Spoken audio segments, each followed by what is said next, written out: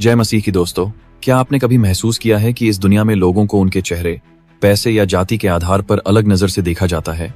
लेकिन क्या आप जानते हैं कि बाइबल एक ऐसे परमेश्वर को प्रकट करती है जो किसी का पक्ष नहीं करता? आज हम जानेंगे कि बाइबल पक्षपात के बारे में क्या कहती है। ऐसे 4 वचन जो हमें सिखाते हैं कि न्याय और प्रेम सभी के लिए समान होना चाहिए।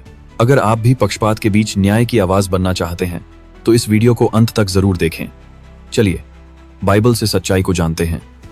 नंबर 1, व्यवस्था विवरण 10:17 में लिखा है कि क्योंकि तुम्हारा परमेश्वर यहोवा परमेश्वरों का परमेश्वर और प्रभुओं का प्रभु है, जो महान, पराक्रमी और भययोग्य ईश्वर है। वह किसी का पक्ष नहीं करता और न घूस लेता है। यह वचन मूसा द्वारा इजरायलियों को दिया गया था जब वे परमेश्वर की आज्ञाओं को दोबारा ग्रहण कर रहे थे। इसमें बताया गया है कि परमेश्वर सिर्फ एक स्थानीय देवता नहीं है, बल्कि सभी पर प्रभुत्व रखने वाला परमेश्वर है। उसे न तो किसी से डर है, न किसी से प्रभावित होने की जरूरत। वह किसी का पक्ष नहीं करता। इसका अर्थ यह है कि परमेश्वर इंसानों की जाति, पद, पैसा, रूप या किसी भी बाहरी चीज से प्रभावित नहीं होता। वह सबको एक समान न्याय देता है और न घूस लेता है।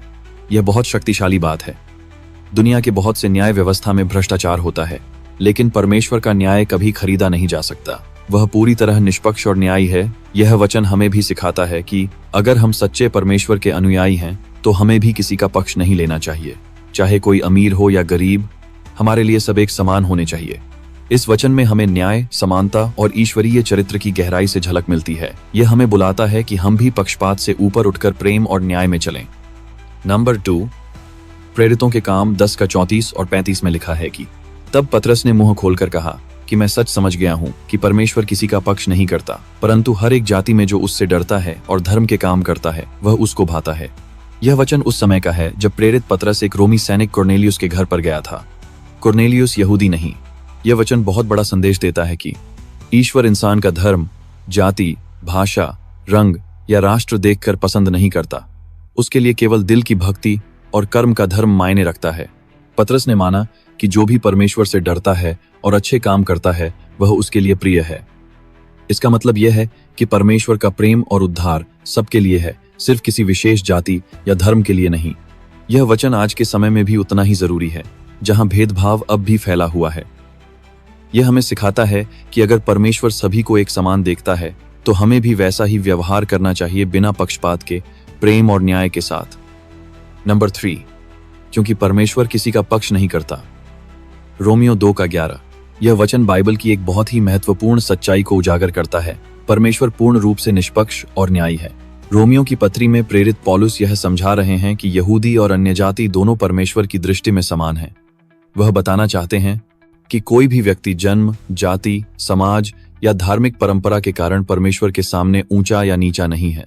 परमेश्वर किसी का पक्ष नहीं करता का अर्थ यह है कि वह किसी इंसान को उसके बाहरी रूप, सामाजिक स्थिति, धन, शिक्षा, रंग, भाषा या राष्ट्र के अनुसार नहीं आंकता। परमेश्वर का न्याय सिर्फ एक ही आधार पर होता है, व्यक्ति के कर्म, विश्वास और मन की स्थिति। बहुत से लोग सोचते हैं कि धार्मिक रीति रिवाज निभाने से वे परमेश्वर के प्रिय हो जाएंगे, लेकिन यह वचन स्पष्ट करता है कि परमेश्वर केवल सच्चे हृदय और सत्य पर विश्वास को देखता है। अगर कोई इंसान परमेश्वर से प्रेम करता है और उसके अनुसार जीवन जीने की कोशिश करता है तो वह परमेश्वर के लिए प्रिय है, चाहे वह किसी भी जाति या पृष्ठभूमि से क्यों न हो। यह वचन हमें भी सिखाता है कि हमें दूसरों के साथ वैसा ही व्यवहार करना चाहिए जैसा परमेश्वर करता है, बिना पक्षपात के, न्यायपूर्वक और प्रेम से।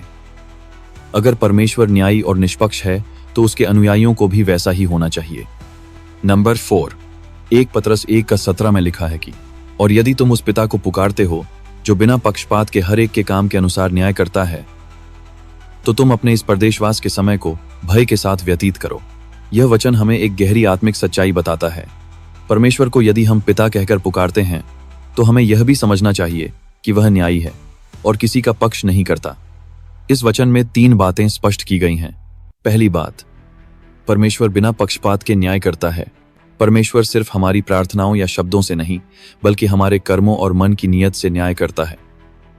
वह यह नहीं देखता कि हम कौन हैं, किस जाति या समाज से हैं, बल्कि यह देखता है कि हमने उसके वचनों पर कितना विश्वास किया और जीवन में कैसे चले। उसके लिए राजा और रंक बराबर हैं। दूसरी बात, इस पृथ्वी पर हम परदेशी हैं। यह संसार हमारा स्थायी घर नहीं है। हम तो यहाँ परदेशी या यात्री हैं। इसीलिए हमें ऐसा जीवन जीना चाहिए जो भय और आदर से भरा हो, न डर के कारण बल्कि परमेश्वर के प्रति सम्मान और प्रेम के कारण। तीसरी बात, जीवन का मार्गदर्शन। यह वचन हमें चेतावनी देता है कि यदि हम सच में परमेश्वर को अपना पिता मानते हैं तो हमें उसकी पवित्रता और न्याय से डरना चाहिए, ताकि हम सांसारिक प्रलोभनों से बचें और एक अनुशासित जीवन जी सकें। इस वचन से हमें यह शिक्षा मिलती है कि विश्वास केवल नाम का नहीं होना चाहिए, बल्कि ऐसा होना चाहिए जो जीवन में भी दिखे, क्योंकि परमेश्वर बिना पक्षपात के हमारे जीवन का लेखा जोखा करेगा।